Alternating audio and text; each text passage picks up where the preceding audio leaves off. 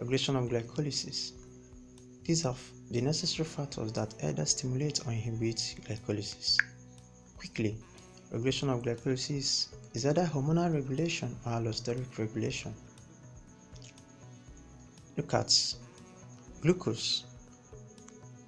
Increase in glucose level stimulates hexokinase or glucokinase. So, glucose stimulates hexokinase action and glucokinase action. Also, here, once much glucose is being formed and there is much glucose is being broken down to fructose 6-phosphate, this molecule inhibits this enzyme, telling this enzyme, please don't break further, it's enough. So fructose 6-phosphate inhibits hexokinase action. Then hormonal regulation at this stage. Insulin, when there is high blood glucose level, insulin stimulate the gene that causes the synthesis of glucokinase so as to regulate the blood glucose level, as illustrated here. Also, at this point, this PFK1 is phosphofructokinase 1. This is step 3 of glycolysis. AMP stimulates or activates PFK. I will illustrate this now. The major function of hormonal regulation is either phosphorylation or dephosphorylation. So, glucagon is a hormone which is here. Glucagon inhibits glucokinase release, inhibits the enzymes that synthesize the DNA that are responsible for synthesis of glucokinase, thus inhibiting the enzyme's action. So, insulin dephosphorylates phosphofructokinase 2. Glucagon phosphorylates the two enzymes. This is a binuclear enzyme. This enzyme having two nucleus, fructose 6-phosphatase and phosphofructokinase 2. Please don't get disturbed. I will tell you the areas of concentration. This is just illustration.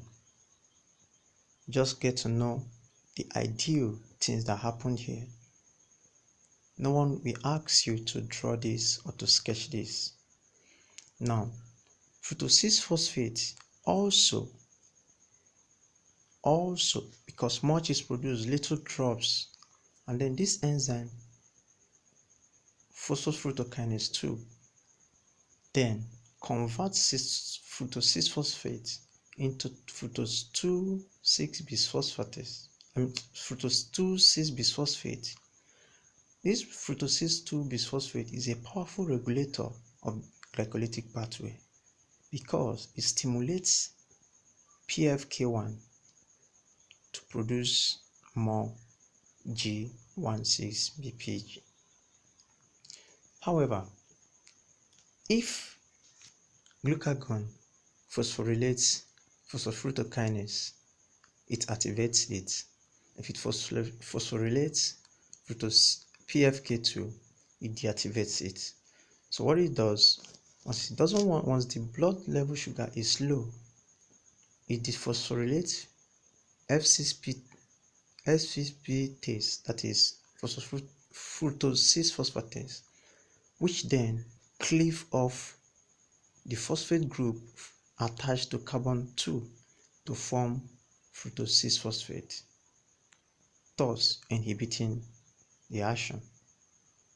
So, also,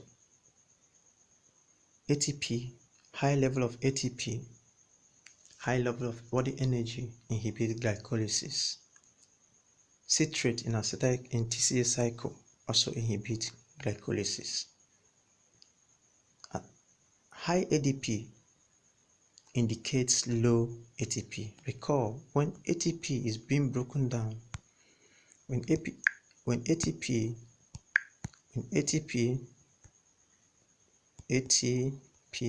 is broken down, it forms ADP plus inorganic phosphate. So, when there is high level of inorganic phosphate, it's a signal to the body that there is no energy, because the energy the body recognizes is ATP. So, high level of ADP is a powerful stimulator of PFK1. Also, arsenate inhibits step 5, catalyzed by glyceraldehyde 3-phosphate dehydrogenase enzyme.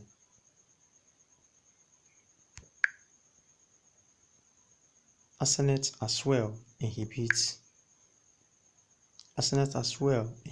pyruvate kinase enzyme. Fructose 1,6-bisphosphate is known as feed-forward reaction, stimulates pyruvate kinase. Long-chain fatty acid inhibits pyruvate kinase. ATP, acetyl-CoA, glucagon inhibit pyruvate kinase. How? All these are inhibitors. Long-chain fatty acids, there is too much acetyl-CoA available, which can enter the TCA cycle. So it tells the pyruvate kinase it's enough. Don't overwork yourself.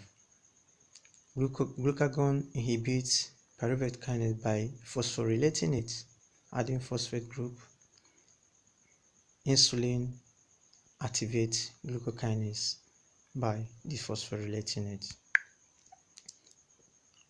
Trick tip: oil rig. Oxidation is loss, that is breakdown. Reduction is gain, that is building up. Note: hormonal regulation. This is just a summary of everything I've illustrated above. Insulin increases glycolysis by activating the key enzymes.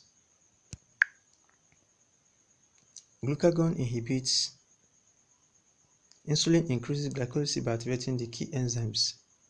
Glycolytic enzyme. Glucagon inhibits glycolysis by deactivating the key enzymes. When insulin deactivates enzymes, it dephosphorylates them. Glucagon phosphorylates to deactivate. Pyruvate kinase is inhibited while glucagon phosphorylates. That is, when glucagon phosphorylates pyruvate kinase, as shown here, it's being inhibited. Pyruvate kinase is activated when insulin phosphorylates it. When insulin dephosphorylates it, glucocorticoids, e.g. cortisol, inhibits glycolysis and favors gluconeogenesis. So, thanks. Wishing you all the best of life at MELVISWORLD. See you some other time. God bless and have a nice day.